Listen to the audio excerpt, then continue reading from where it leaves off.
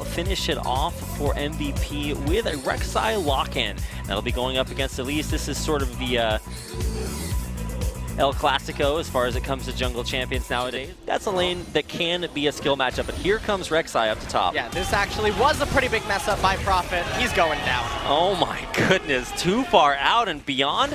You know, Polzayankos grabs that first blood for his team. Be forced to pay here as here comes Faker, positioning as far forward as possible. Will get the lockdown there on Maha, but with MVP piling in after him, I think it's actually a pretty good spot for them to be in. Teleport completed there by Ed, Ian though with a roam down bottom, and SKT forced to blow all their flashes to disengage. Now still looking for something as Wolf gets pinned against the wall. He will not flash to survive and winds up going down. Can't flash there. Out there impacting the map. Here comes Bengi once again, this time bottom lane around the corner. Don't believe he's been spotted out just yet, so he'll get into a great angle there. Flash Cocoon in there on Maha.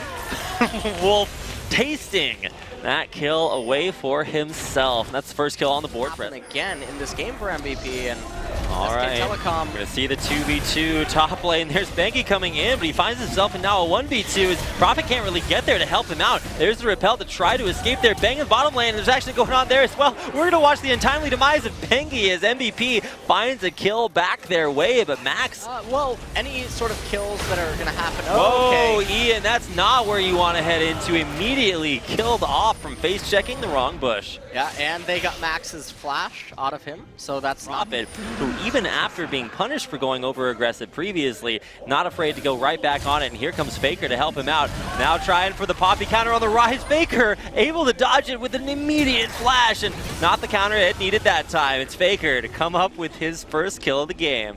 Yeah, and now that's the range of it, and so Bang will cancel to get some cooldown. Now here comes a big Ash area, will catch out Wolf. He will not get silenced there as Ian misses it. Now MVP gonna stand on top of that Stranglethorn's not necessarily a great spot, but they'll find a kill onto Wolf. Now chasing Poppy and Malzahar both have 3 or 4 items. Sieging here on the mid lane turret. There's a flash and knock up onto Bang. He's gonna drop down as it's Bang for Maha to take him out. Bengi now taking a decent amount of damage, but Ian has to stay safe there as well. Maha almost dying there at the end, but it's Bengi to come in and get the execute. The execution line on the back line from SKT comes through for 2 more kills, and now MVP, the ones finding themselves being routed. Nice dash over the wall there from Ed to get himself safe for all of their tanky needs. And Elise and Rise and Jin are all super scary damage threats. Where's Ed headed? He's got Faker on the back of him and Wolf right in front. Ed picks up a buckler and stays in there. Maha gets sniped in the meantime. MVP losing 1, now looking poised to lose the 2nd. He'll pass through the gate into the base and stay just barely alive. But Maha getting... For MVP, they benefit from being grouped up and together. That way the Voidlings have more potency, and there's just chaos happening Returned back to life for another execution there by Bang. It's very active across the map, like you said. So their actions currently, what's the next step here? Okay, well, finding more and more picks. That time, exhaust saving Max's life. Can the repel get Bengi out alive? He will be suppressed and taken out. Now there's the arrow follow-up onto Wolf. He will get knocked out, and that is not going to be his way out. He'll take the hard road back to home. Taken out, so a almost kill there on SK Telecom as well, and you just have to wonder, when are they finally going to get Baron? Oh, and here comes Faker getting out of dodge with a flash over the wall. Beyond getting a little bit slowed out there at the end of the curtain call. The knock up there onto Bengi. He might be the next one to fall, and he will. Well, Bengi stepping too far forward, not having his flash. SK Telecom content to walk back between that mid lane and top.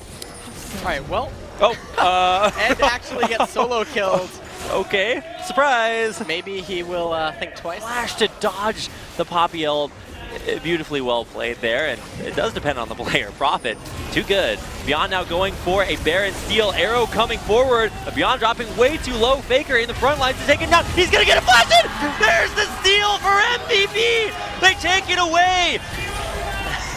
It's the score move to keep them in it, but in the end, Faker's still trying to find more and more picks. They take out Maha. Ed dead from previous. Little bit by little bit, Faker taking pot shots at the one Nexus turret. This will be the fight for MVP to try to hang on. Beyond takes the brunt of the damage there. Stranglethorns won't find any knockups there. Prophet jumps forward for a kill onto Beyond, and it's going to be Bengi, the first one to drop Guardian Angel to revive him. SK Telecom will need to defend their spidery jungler. He'll stay alive for now. Bango will drop, and it's actually going to maybe reset those Malefic Visions onto Bengi. No, he survives there, and Faker with a turnaround kill for a double, taking out Maha and making this defense for Ian at the Nexus a little more difficult. Yeah, and Prophet at full HP.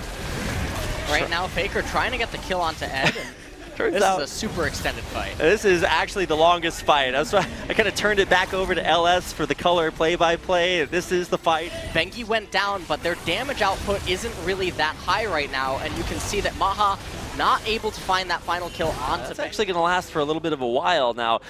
Baron started up here, MVP. This is yet another forced opportunity for them to have a chance at getting back into it, but not this time, says Bengi. And he will SKT slowly and steadily push in onto the turrets. One will fall as Faker takes it out.